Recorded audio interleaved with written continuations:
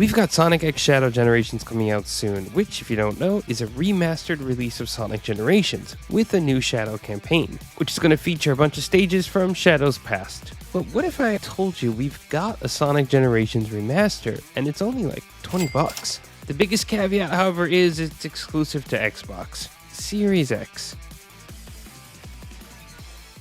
So what's the deal exactly? Well, when Xbox was adding a bunch of games to its backwards compatibility list, Sonic Unleashed and Sonic Generations made the cut. Sorry, Sonic 06.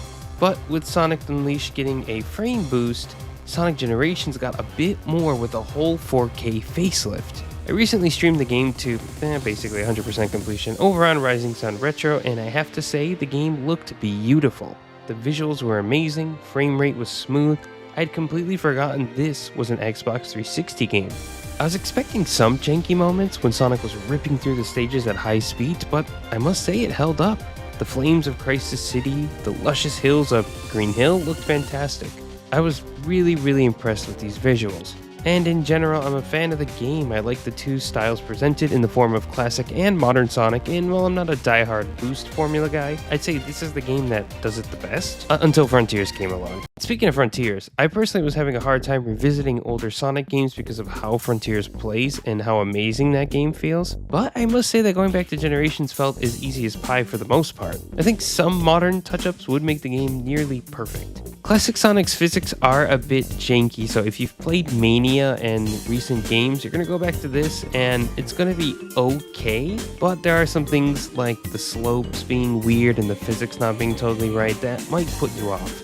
I don't think this will be something that they fix in the remaster, so don't get your hopes up for any big changes. It's not terrible by any means. I mean, I played Sonic Forces, and that version of Classic Sonic, I don't know what it was. It felt much worse. This one is okay. The level design is good enough to where it doesn't bother you as much. There's just going to be a lot of precise platforming. They can be a little bit difficult at first, but really it's not that bad. It does feel like an evolution of Classic Sonic from a level design standpoint, but again, the physics aren't the best. The cutscenes in this game overall look pretty darn good too. I was really shocked. There are a few though, like the beginning one and the end one, for example, where I think they must have pre-rendered those completely. And I'm assuming because I'm playing in 4K, it doesn't upscale correctly. However, the ones that are in-game, like when they're showing the time space and everything, it looks really good. The models look great, everything looks fine. Being able to play this game with such a high frame rate too, it really does make it feel like it's a completely new game. I actually went back and turned off the frame rate boost and the 4K, I turned it all off, and I could immediately tell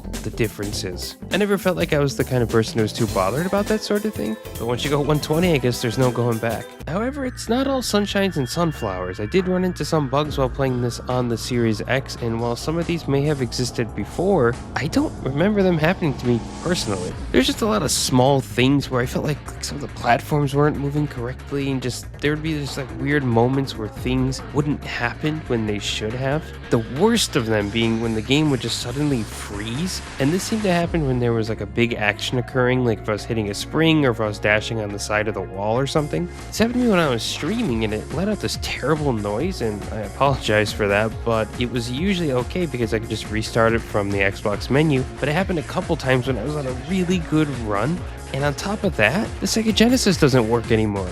Technically speaking, I don't know why it happens, but I'm assuming that when you buff the frames and the resolution, it causes problems. However, I did turn off the 4K and frame boosting in the settings, and lo and behold, it worked. But then again, I don't exactly think we're lacking in ways to play the original Sonic 1, so in the grand scheme of things, it's not such a big deal, especially when compared to the other issues. So at the end of the day, it begs the question, is the Shadow story worth the extra $40? Well, to be fair, you're not just getting that, but you're getting the ability to play this game touched up on different consoles. So if you don't have a Series X, then yeah, it is worth it. And they are adding a few things to the remaster like Drop Dash and the Chow Rescue. But I mean, hey, if you just want to try the game out, or you have a Series X and an old copy laying around, here's a chance to get a taste of the remaster before we get the remaster. And like I said, Sonic Generations is a really fun game. And hey, if you don't want to pick up Sonic Generations, there is always Sonic Unleashed, which isn't getting a remaster yet, as far as we know. Although I didn't play that one, so I don't know how buggy it is, or if there's anything going on with that, but hey, can't be all that bad.